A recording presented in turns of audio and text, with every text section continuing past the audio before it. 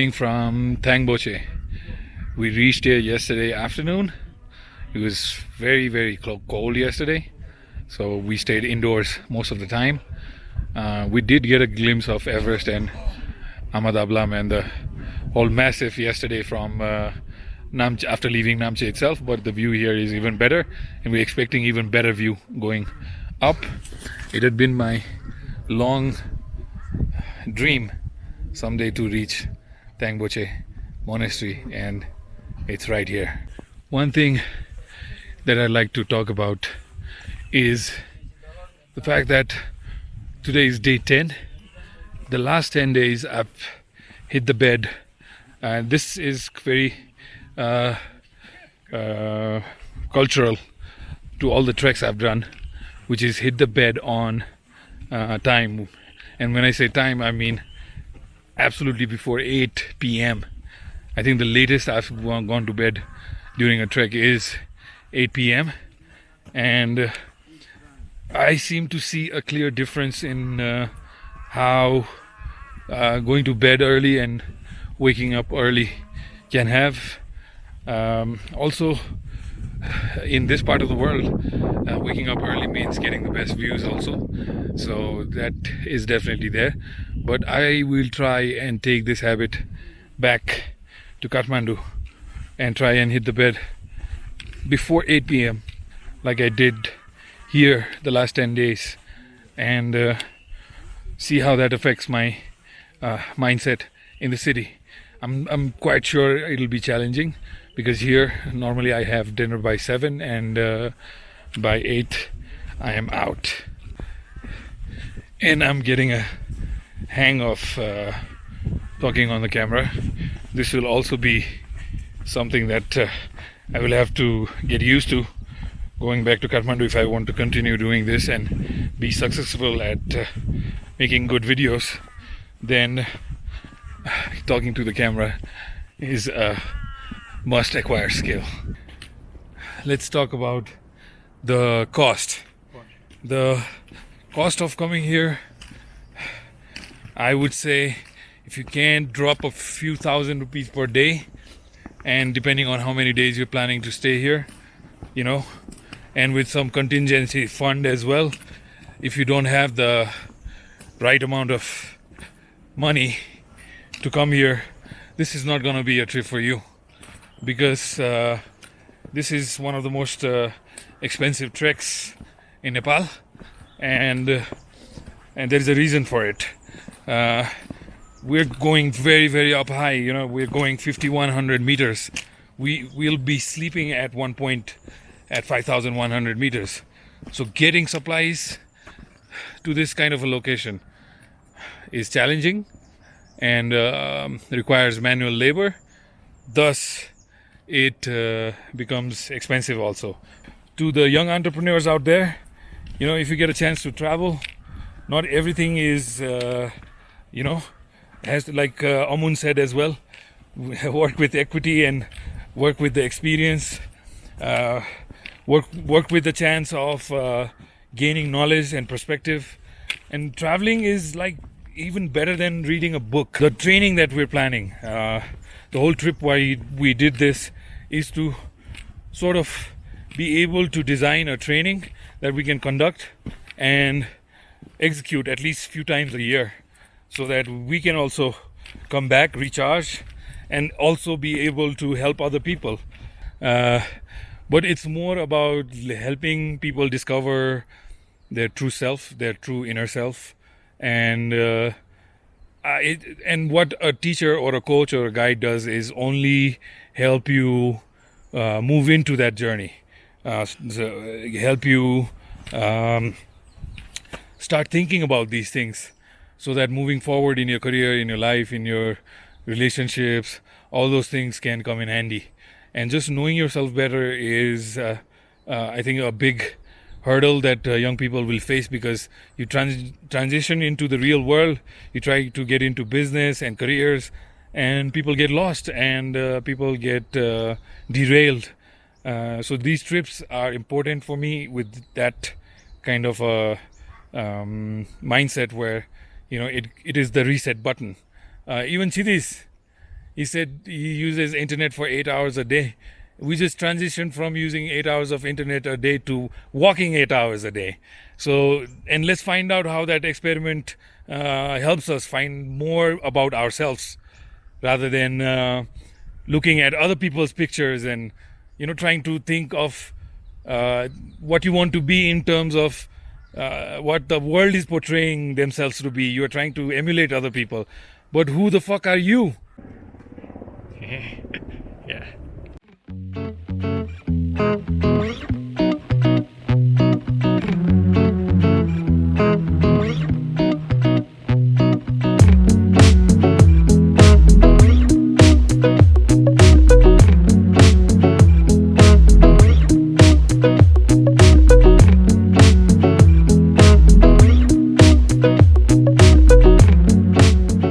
This is my first ever trekking experience, and having Aashish with me has created a substantial amount of benefit in my trip so far. Actually, as he's an experienced traveler, he knows when it is going to rain, when it is not going to rain, and that's a fact. And this is my first ever travel, and I am definitely gonna continue the travel after this trek as well. And I want to ask Aashish about a thing actually. Tell me about your first ever travel experience. When did you start it? How did you think of traveling? When I came back from, like I've mentioned in the video we made in Pak Ding, when I came back from States, I was 88 kilos, 90 kilos. Very inactive.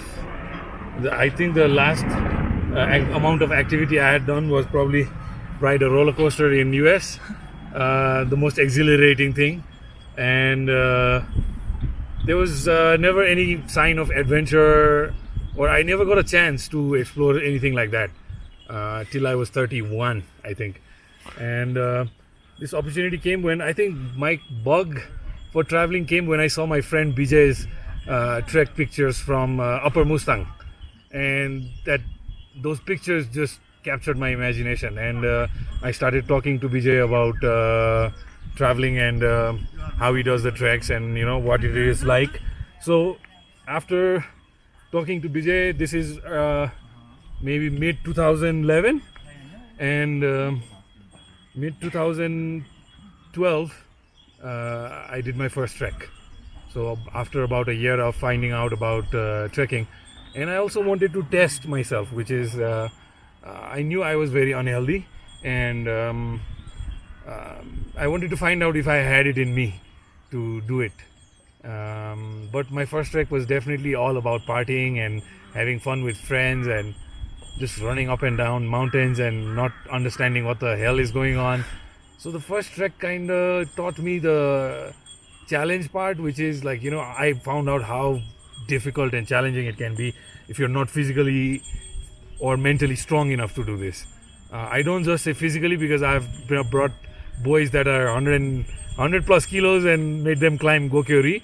So it's not just physical. That's absolutely myth buster, I can tell you. If you've seen people here in the okay, we have a yak attack here.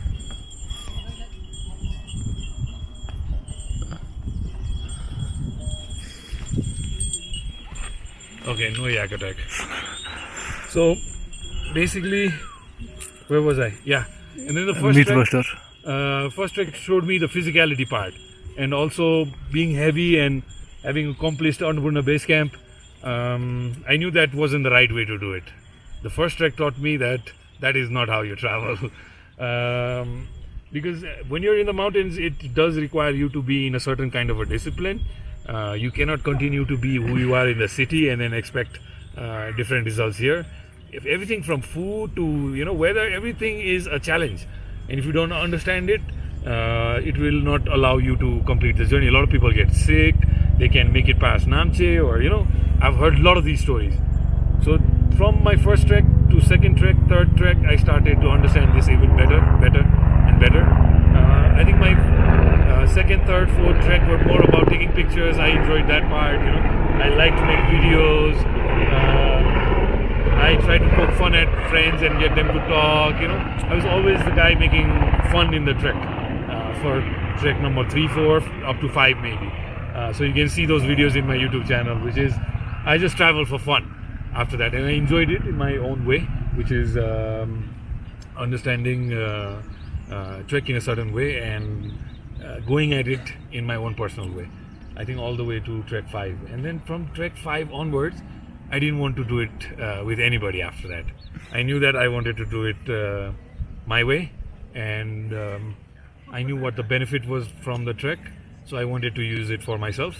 I didn't have any ambition to help others, or it wasn't about that. It was more for myself, and it helped me. I asked my family to understand that part of me also, so they understand that every time I go back from a trek they ask me where next, because that's who I am, and that's a part of me. I'm a traveler, and for me traveling through world also is fun. Traveling through mountain is also fun. I see it in the same way, but if I can do it alone I enjoy it the best, because I get to be me. And so from trek number 5 to, let's say, now, I've done it in ways where I'm in charge, and I've taken other groups with me.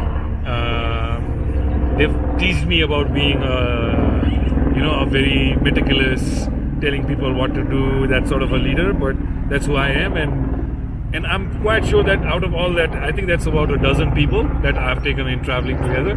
They will all tell you that today, that because of Aashish some things became easy, because I helped them in some ways.